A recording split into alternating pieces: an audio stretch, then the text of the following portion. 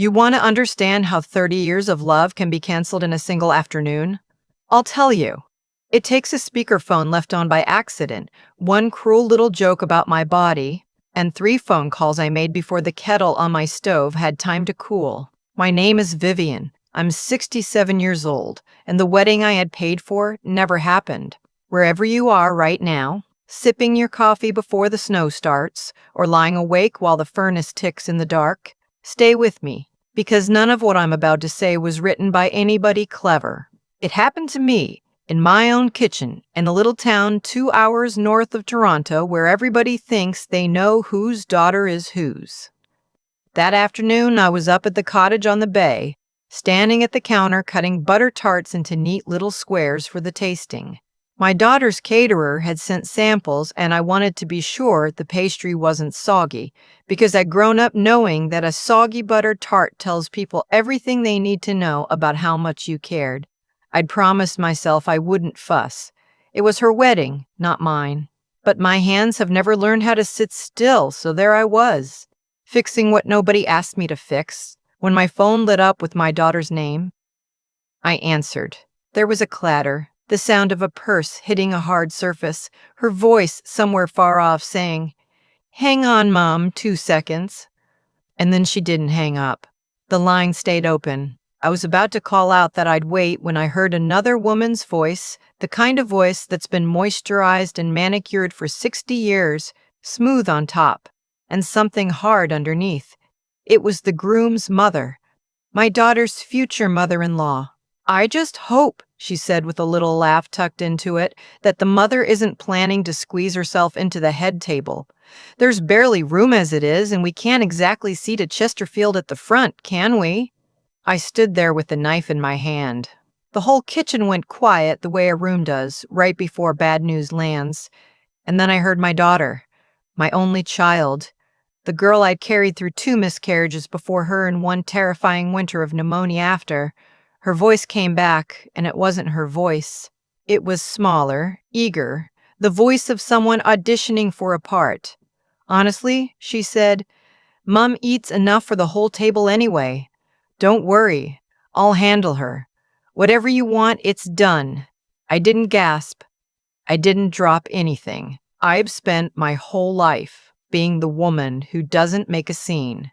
I reached over, pressed the little red button to mute my end, and set the phone face down on the counter as gently as if it were a sleeping baby. The butter in the pan kept sizzling like the world hadn't just tipped sideways. A Chesterfield. People built like furniture. Do you have any idea what that does to a woman who spent 40 years on her feet? Who worked the night shift at the General when my husband was dying so the bills wouldn't bury us both? Who passed her med-surg recertification at 52 when the young ones figured I was too tired and too wide to bother? Who carried a sleeping child up 3 flights of stairs in a Sudbury walk-up because we couldn't afford a place with an elevator? I stood at that counter and watched the steam rise, and I thought, well, so this is the sound betrayal makes. It laughs. It's polite about it. It says whatever you want, it's done. Let me back up, because you need to understand why those words didn't just sting. They split something open that had been holding shut for a long, long time. I was married young, the first time, to a man who measured love by how small he could keep it. He didn't want me taking the nursing program, said it was a waste, said who'd watch the baby, said I wasn't the studying type. What he meant was that an educated wife is harder to control.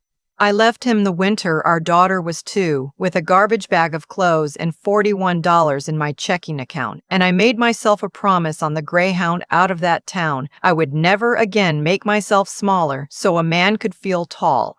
It took years. I did my nursing diploma at night. I worked wound care, then I ran a whole unit, then I got smart about money the slow way, the way people of my generation did. A little rental duplex first, then another, paying down the mortgages like they were a debt of honor.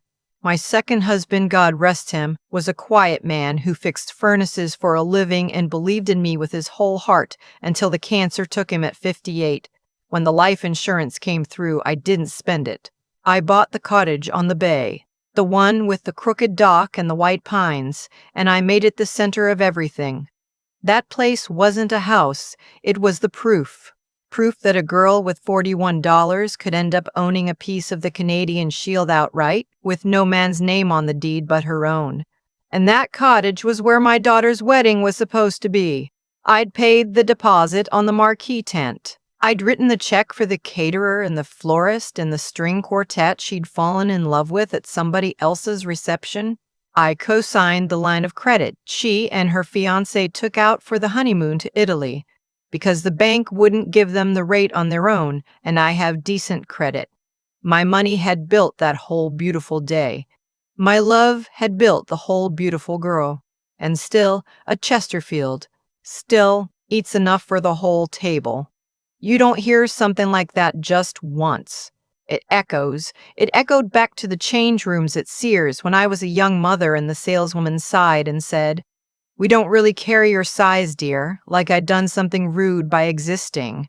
It echoed back to every relative who patted my arm at funerals and said, "You've got such a pretty face," as if the rest of me needed an apology. It echoed back to every single time I'd held my own daughter by the shoulders and told her, "Stand up straight, take up your space, never say sorry for the room you fill." And here she was, in some other woman's kitchen, trading me away like a coupon to keep her seat at a nicer table. I dried my hands on the tea towel and walked into the little room off the kitchen I use as an office. There's an old oak desk in there that came from my second husband's father, and I've made every hard decision of my adult life sitting at it. 3 photographs sit on the corner. My daughter at 6, gap-toothed and furious because somebody at school told her girls couldn't be in the science fair. Me in the blazer I wore the day they made me unit manager. My husband in his good shirt squinting into the sun on the dock. I sat down. I opened the leather notebook I keep for exactly these moments, and I wrote one line. The wedding does not happen. That wasn't grief. Grief came later, in the small hours, the way it always does. And it wasn't temper either. I've never trusted decisions made in temper. What it was clarity. The cold, clean kind that only shows up 2 or 3 times in a life, and when it does, it lands like a dropped anchor. Some people think revenge has to be loud. Screaming, slammed doors, a glass of wine thrown across a room. Mine has never worked that way. Mine is quiet. It's a signature at the bottom of a page. It's a phone call made in a level voice. It's ink, not fire. I closed the notebook, took one long breath until my heartbeat settled, and I made my 3 calls. The first was to the woman who coordinated everything at the venue. Now, the marquee was going up on my own property, but the catering, the rentals, the bar service, the staffing, all of that ran through a company in town, and the woman who ran it, I'll just say I'd known her a long while. She'd done the reception when my husband retired from the union before he got sick. She answered on the first ring, the way she always did when my name came up. "Vivian," she said, "everything all right? I need you to stop all of it," I said. "As of right now. The tent crew, the rentals, the bar, the kitchen order. Anything that hasn't been delivered, don't deliver it. Anything that can be canceled without penalty, cancel it. The rest, hold and bill to me directly. Nothing in my daughter's name moves another inch without my written say-so." There was a small pause on her end. Not surprise. Recognition. She'd known me 20 years, and she knew I didn't raise my voice unless something was already finished. "Done," she said. "I'll pull the crew before they load the truck. You want the deposit applied or refunded where I can?" "Applied against the cancellation fees," I said. "I'll cover what's owed to your people. They worked. They get paid. Nobody loses a day's wage over this but me." "Understood," she said. And then, quietly, "I'm sorry, whatever it is." I thanked her and hung up. That call took 4 minutes. 4 minutes to undo 8 months of planning. Paper and a phone line move a great deal faster than apologies ever could. The second call was to my lawyer, a careful man, semi-retired now, who prefers a fountain pen to a phone and looks at you over the top of his glasses like a schoolmaster. He's handled my affairs since the second duplex. I need a few things done today, I told him. Every gift that hasn't yet changed hands, stop it. The line of credit I co-signed for the honeymoon, I want my name off it or the whole thing frozen, whichever your people can do fastest, and I want it noted in writing that I will not be liable for one further dollar drawn against it. And I want to come in this week to redo my will. There's a clause about my daughter inheriting the cottage. I want that revised. I heard the scratch of his pen. He didn't ask why. That's what you pay a good lawyer for. The silence between your sentences. The line of credit I can flag with the bank by end of day, he said. Removing a cosigner takes their paperwork, but I'll have the freeze on draws by tomorrow morning. The estate, come Thursday, bring the deed. I thought about all those checks. The deposits, the florals, the quartet, the dress she'd cried over in the shop on Bloor Street. I thought about how much silence every one of those checks had quietly bought for me over the years. The little jabs I'd swallowed, the holidays I'd hosted and cleaned up after alone, the way I'd learned to laugh first at the joke about my size so nobody else would get the satisfaction.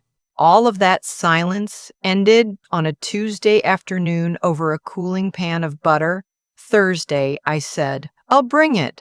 The third call was the one that cost me the most to make, though it was the simplest. I phoned the insurance company. People think life insurance is about dying, but it isn't. It's about who you trust not to forget you while you're still here. Years ago, after my husband passed, I named my daughter the beneficiary on the policy and on my registered accounts. It seemed the only natural thing in the world, but I would not leave that weight in the hands of someone who would trade me to a stranger over a head table. A young woman answered, friendly, careful. She had to verify me. My mother's maiden name, the town I was born in, the name of my first pet. I gave them all, without a hitch. A budgie named Pancake, I told her, and she laughed, and for 1 second the day felt almost ordinary. When the last answer cleared, I gave her the change. The new primary beneficiary, I said, is my younger sister, effective immediately. She read it back in a flat clerk's voice. To her, it was a form. To me, it was a door swinging shut on its hinges, slow and final. When I hung up, the kitchen had gone dim. The afternoon light off the bay does that in October, drops fast behind the pines. The butter tarts sat forgotten on the cutting board, the butter in the pan gone hard and pale around the edges. I wasn't hungry. I sat down at the kitchen table in the half-dark and folded my hands, and I didn't cry. Not yet. My neighbor from down the shore road let herself in the side door, the way she'd done for 15 years, carrying a casserole dish wrapped in a towel because she'd heard the wedding was the next month and figured I'd be run off my feet. She took one look at my face and set the dish on the counter. What happened? She said. Not a question. We've buried 2 husbands between us and watched each other's kids grow up. She knows my faces. Nothing happened, I said. I just took care of some business. She studied me for a moment, then nodded, and without another word, she started wrapping up the butter tarts, sliding them into a container, wiping down the counter, doing the small, kind things that a real friend does when she can tell you're not ready to talk. That's the kind of loyalty you can't write a check for. You earn it over decades of showing up. That night, the phone started ringing. My daughter, of course. Then a number I didn't know, which I let go to voicemail, and which turned out to be the groom's mother. Her smooth voice gone tight, asking what on earth was going on. The rental company had called to cancel. Was there some kind of misunderstanding? I listened to the message twice and deleted it. There had been no misunderstanding. For the first time in my life, I'd understood everything perfectly. My daughter drove up the next morning. I watched her car come down the lane to the kitchen window, watched her get out in the boots I'd bought her 2 Christmases ago, and I felt my whole chest go tight the way it had when she was small and feverish. A mother's body doesn't stop loving even when her mind has made up its hard decision. That's the cruelty of it. She came in without knocking. She stood in the middle of my kitchen, the same kitchen where she'd done her homework and learned to make pie crust and told me about her first boyfriend. And she said, "Mom, the venue canceled. The bank flagged a line of credit. What is going on?" And I said very calmly, "Your phone didn't hang up yesterday. I watched it land. I watched the color leave her face the way water leaves the sink." She knew exactly which conversation I meant. She didn't even pretend. "Mum, a Chesterfield," I said. "You let her call me a Chesterfield, and then you told her I eat enough for the whole table, and then you told her you'd handle me. Whatever she wants, it's done." Those were your words. I heard everyone. She started to cry the way she cried when she was a girl, the kind that comes up from somewhere deeper than the eyes. I didn't mean it. You don't know what it's like with them, Mom. The way she looks at me. I just wanted her to like me. I wanted to fit in. I'm so tired of always being the one who doesn't fit. And there it was, the thing under the cruelty, the same hunger that had once driven me onto a greyhound with a garbage bag. She wasn't a monster. She was my daughter, and somewhere along the line, she'd learned the lie I'd spent her whole childhood trying to unteach her. The lie that you can buy a seat at someone's table by handing over the people who love you most. I didn't soften, not that day. Softening too soon teaches the wrong lesson. I'd learned that on the wards, with patients who needed to feel the full weight of a thing before they'd change, I said, "There won't be a wedding here.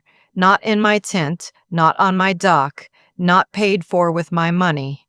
If you want to marry that man, you'll do it on your own dollar in front of his mother, and you'll find out exactly how warm that table stays once mine isn't paying for it." She left in tears. I let her. Then I sat down and cried myself, finally alone, the way I'd taught myself to do everything that mattered. The wedding fell apart over the following 2 weeks, the way these things do when the money that was holding them up gets pulled out from under. The groom's mother, it turned out, had grand opinions and a thin checkbook. She'd been counting on me without ever once being kind to me. When the bills landed on her own kitchen table instead of mine, the romance cooled remarkably fast. There were words between the two families. The engagement, I heard later through my neighbor, was put on hold, which is how people in our part of the world say ended without admitting it. Now here's the part nobody expects, the part the story is actually about, because if it ended there, with everything burned down, I'd have become the cruel one. And I refused to let that woman make me cruel. About a month after what would have been the wedding, my daughter called, not to argue. She asked if she could come for tea. When she got there, she looked different, smaller in a good way, like something heavy had been set down. She sat at the kitchen table and wrapped both hands around the mug, and she told me she'd started seeing a counselor through her work's benefits plan. First time in her life. She said the woman had asked her a question in the second session. When did you start believing you had to earn love by sacrificing it? And she'd cried for 20 minutes and couldn't answer. I should have done it years ago, she said. It's not late, I told her. It's a door. You open it when you're ready, not a minute before. We didn't fix everything that afternoon. You don't after a wound like that. But we started, and over that long Canadian winter, with the bay frozen white outside the window and the wood stove going, we did the slow work of becoming something true to each other instead of something convenient. On the Thursday after the wedding fell apart, I'd kept my appointment with the lawyer. We went through my will line by line. My daughter's name, which I'd struck out in cold blood that first afternoon, I put back in, not as the primary heir, not the way it had been, automatic, taken for granted. I made her a contingent beneficiary, and I attached a letter of wishes, signed and notarized, in plain language so there'd be no mistaking it. It said, "I choose you on the day you finally choose yourself." The cottage on the bay I left to her and to whatever children she might one day have in trust, with one condition written in, that no one who lived under its roof would ever again be made to feel they took up too much room in this world.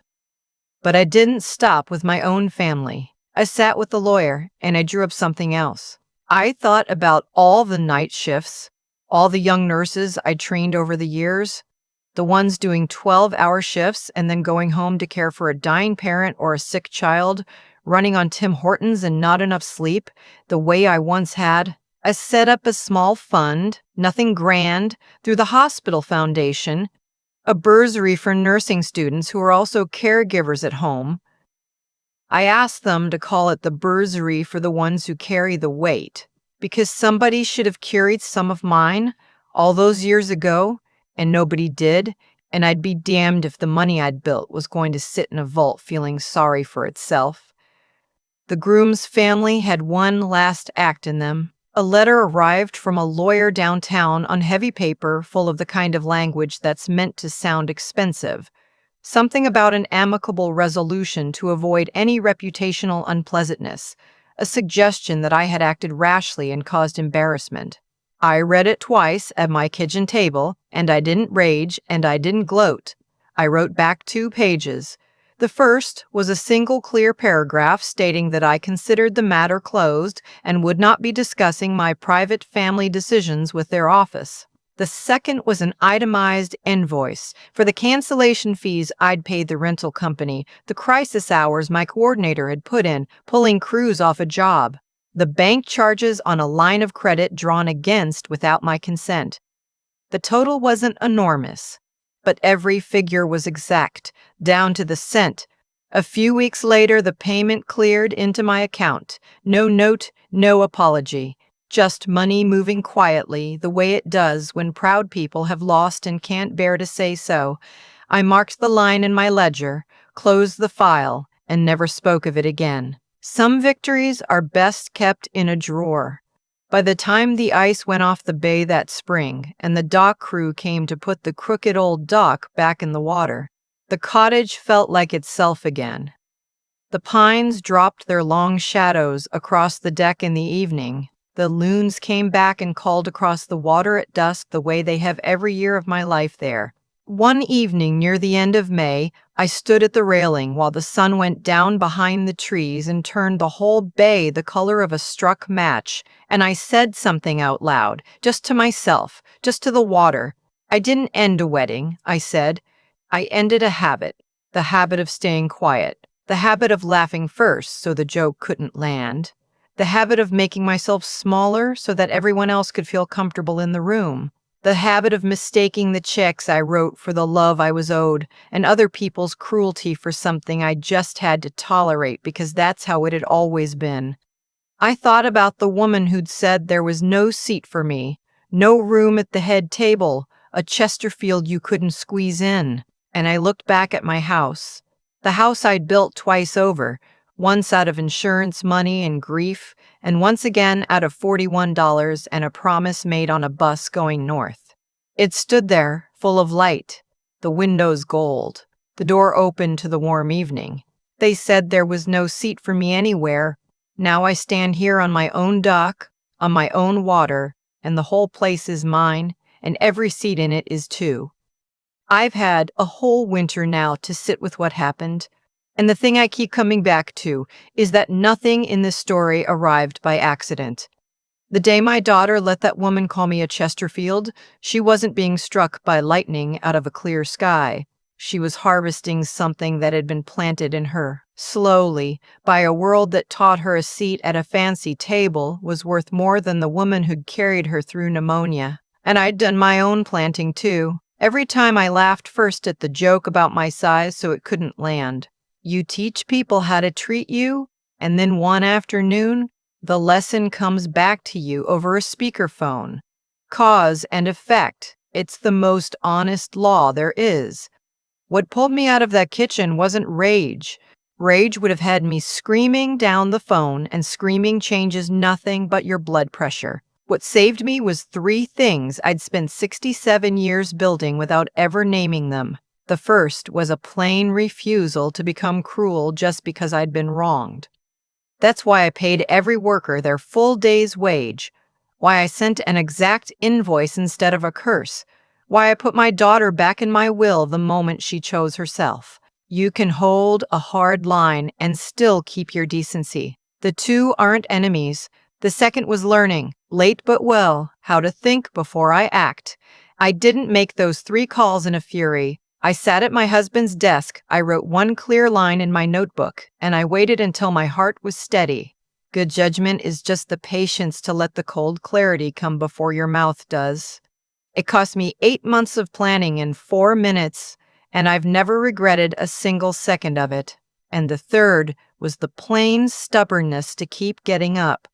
$41 on a Greyhound, a nursing diploma earned at night, a cottage built twice over from grief, and 40 years of refusing to shrink. That backbone is the only thing that lets a person survive being told there's no room for them and then turn around and own the whole room. If you take anything from an old woman tonight, let it be this. Keep your hands clean even when you're winning. Think slow when everything in you wants to move fast. And never ever make yourself smaller so someone else can feel tall. They told me there was no seat for me. I went and bought the house the table sits in.